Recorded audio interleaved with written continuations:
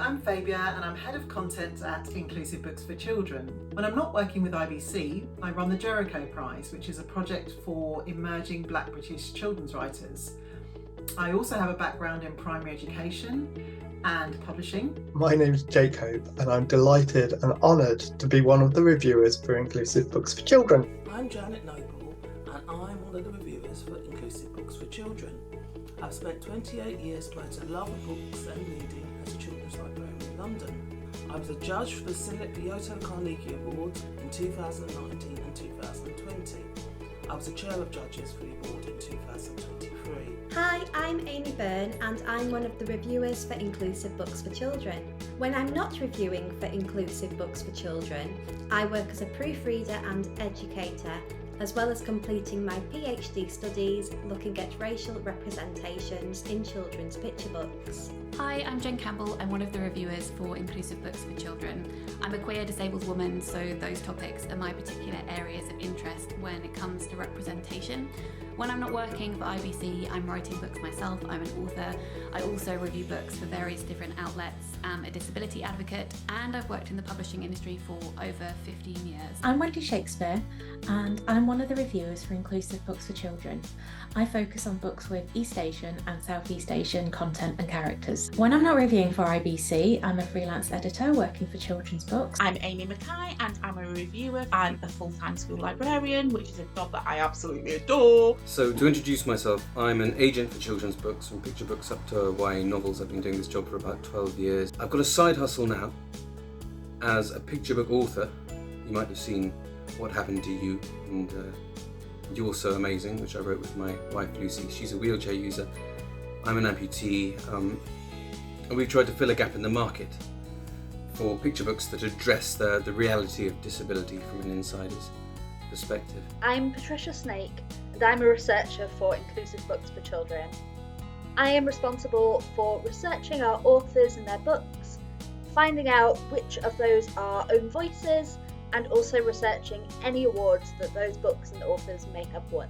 Hi everyone, I'm Tanya Jennings, school librarian and creative book blogger from Northern Ireland. For some wider context, I suppose in the last sort of 10 years or so, our industry has made a conscious effort to address imbalances and shortfalls in terms of representation in race and gender.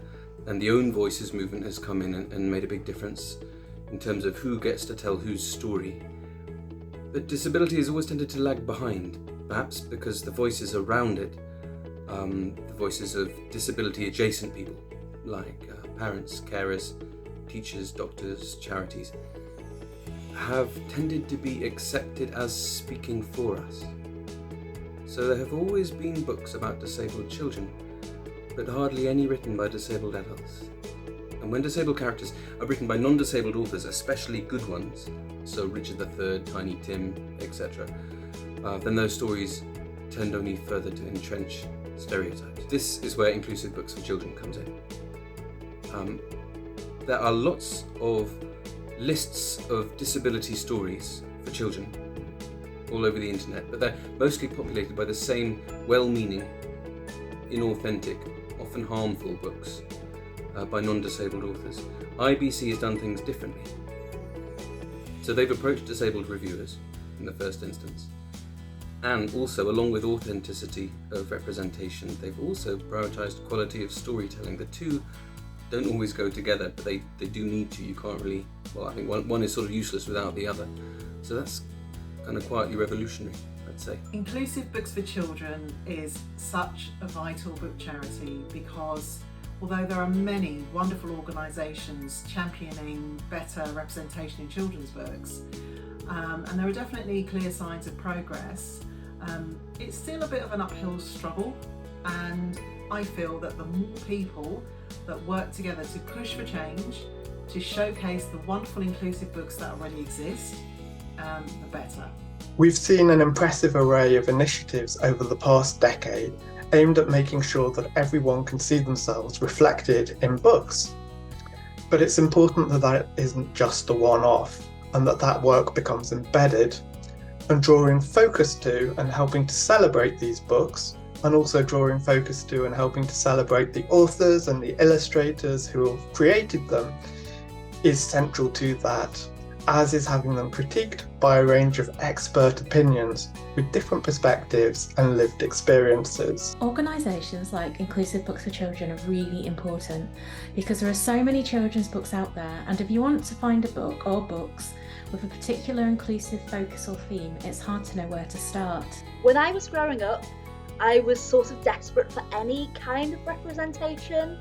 I was reading books and finding any scrap of anyone who was a little bit like me. But it wasn't until I was 21 that I found a book which was Can You See Me by Libby Scott and Rebecca Westcott. It was only then that I read that book and was like, oh my god, she's me.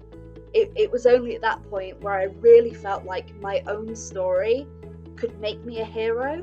As a young disabled person, I rarely, if ever, saw myself reflected positively in the media that I was consuming. Often disability is used as this inspiration storytelling device, or more often than not is linked with villainy.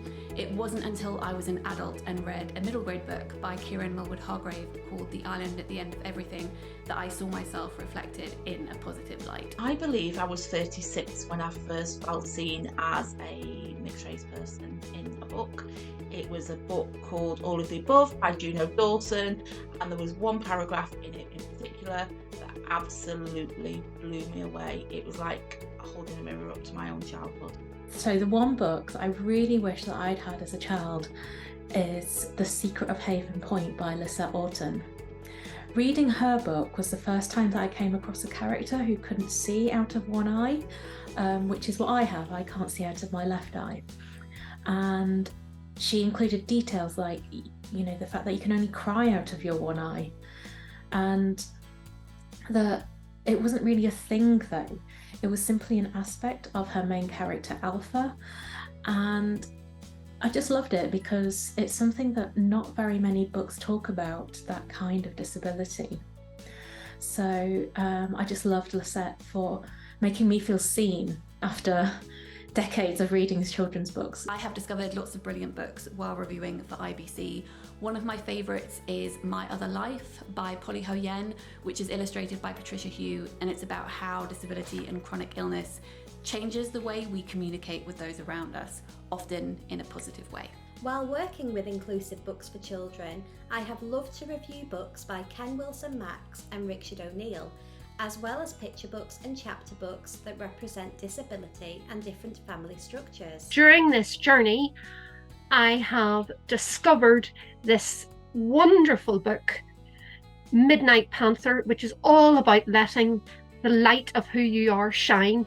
And that's what Marcus and Sarah are doing with Inclusive Books for Children. They're allowing everybody's light to shine. Sarah and Marcus have put considerable time and resources into taking this cause to the masses, to the people who up until now have been really difficult to reach.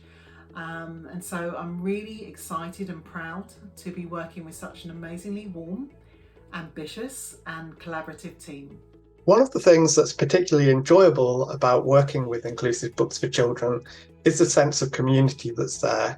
The organisation is very open to different ideas and ways of working, and I think we have good conversations together as a group, which means that the sum of everyone's knowledge and experiences becomes far greater than it ever would be individually, and that feels massively positive.